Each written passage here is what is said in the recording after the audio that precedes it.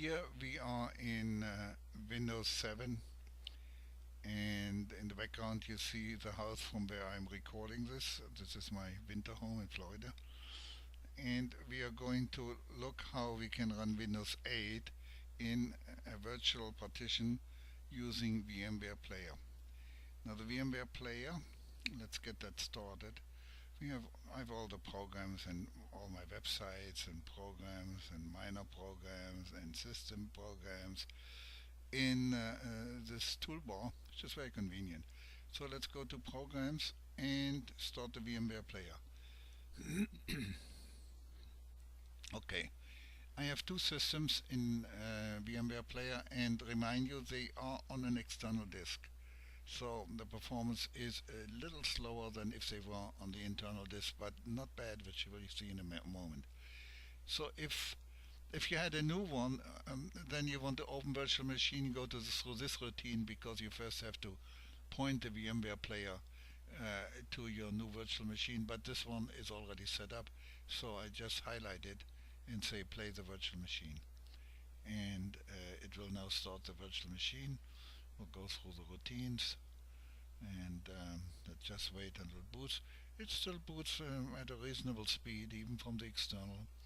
I think it's around 35 seconds in Event Viewers, Event 100, which is pretty good if you boot from an external disk.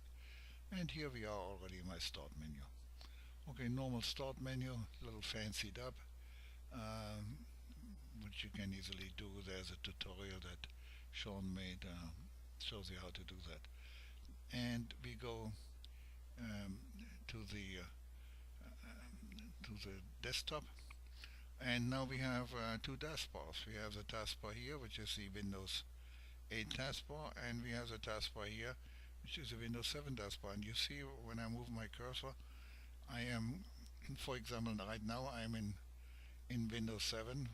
If I opened my Windows 7 Explorer, see, it opens the Windows 7 Explorer, and if I go here and click on this one, it will open the Windows. Oops, I have to double click because the first click is activate. It opens the Windows 8 Explorer. You have to double click the first time you go back to whatever system, to the virtual machine, because it first has to activate the virtual machine. Okay, so here we have the Explorer of Windows 8. Okay, very good. And I can do normal operations. For example, this will be black for you because that was a UAC. If I launch my command prompt, I can do a admin list shadow storage.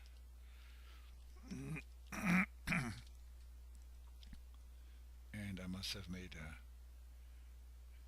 oh yeah, I made a mistake typing VSS admin list shadow storage. I'm not a good typer. Let's see. This time I got it. Okay, on my C I have 153 gigabytes used. That's for restore points, and I have a maximum of about 6 gigabytes. It corresponds to 15% of my 40 gigabyte virtual disk, which is fine. Anyhow, so normal operation, or if, for example, you want to look whether there's any updates, you'll check for updates. Probably won't be any. No updates. Set to automatic. Watch out here. If you go to the red X, because there's two red X's, that's the one of the virtual machine of VMware, and that's the one that you want to use. But it's very easy to avoid this.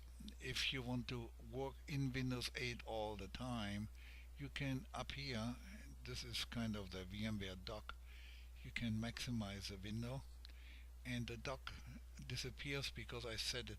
There's an icon here, always show. Now if I click on it, it will always show this dock, but somehow this dock is sometimes in the way, so I clicked on it and hit it. If I want it, I just kick in here and it comes back. So now you have a full size window for Windows 8, and you can operate it quite normally as if you don't even know that you are in a virtual machine. And as I said, they are very fast, the systems, and there's absolutely no need to run it in double boot. Double boot is awful. I mean, every time you want to go from one system to another system, you have to take the system down and reboot. Whilst here, I can keep my system up, my Windows 8 up all day, and if I see something, for example, on the 8 forum, a new tip of doing something that I want to try out, I just start my virtual machine. Let me show you how you do that. Let's go back to the dual mode. Uh, See, if I work on Windows 7 alone, I minimize my Windows 8 and I work on Windows 7 alone. And for example, go to the Windows 7 forum or what have you. And if I want then to look at Windows 8, I just click on the VMware icon, and here I am. And as I said, it's completely dual mode. Even my even even both Rocket Docs. Here I have the Rocket Dock of Windows 8, and if I click again, here's the Rocket Dock of Windows 7. Yeah, I can run the Windows 8 Rocket Dock, I can run the Windows 7 Rocket Dock. Very handy. Or for example, let's say I wanted to copy a picture from my Windows 7 system to my Windows 8. So let's go to pictures. Uh, what picture? Let's take one from the sample pictures here. I copy this picture, copy it, okay, take this down, and then again you have to double click here first time to activate it. I go to pictures, and I paste it in here, and there it is. See, there's a picture. Very simple. So you can easily communicate between both systems, no problem whatsoever. And think of all the difficulties with sharing and what have you that you have to go through if you want to share something between two double booted systems. I usually use a USB stick that I shove something on the stick and then I import it to the other system. But I'm not doing that anymore because I'm now running the second system or the third system in virtual. It's a lot easier, I tell you. And as I said, if you run all day on your Windows 8, you just go up here and and you maximize it. You hide your little dock here, the VMware dock, and you don't even know that you're running virtual. It's all the same. Okay, so this was just to demonstrate that there is a big advantage to running virtual.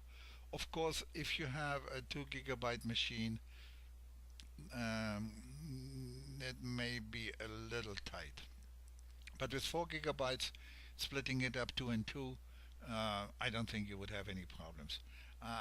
Also, if you have multi-core processor, I gave the Windows 8 three processors, three CPUs because of 8. But if you have only 4, you give it 2 CPUs. But even on 1 CPU, I'm sure it will work. And then, of course, the way I set it up with the external disk, that I can go to any other system and run it there. That's a big convenience too. So there is no reason to not to run, and it actually doesn't take a lot of. Let's go into Resource Monitor. Doesn't take a lot of storage. Right now it takes 758 megabytes. No, yeah, see, 752 megabytes, and even the storage I gave it area, I gave it 4 megabytes because I have 8. It's not using most of that, so with 2 megabytes, it ought to be okay. That shouldn't be a big problem. Okay, so So much for that. And then if you shut it down, just be aware Windows 8 itself shuts down quickly. But the VMware player does a few routines and needs a couple of minutes to shut down. But that doesn't bother me because when I shut down my Windows 8, which you will see shuts down very quickly, and then comes up with a black window, which is the VMware Player window, which is black. I just minimize it and let it do its thing and continue on my Windows 7. So so much for that. I hope you're convinced now that virtual is the way to go.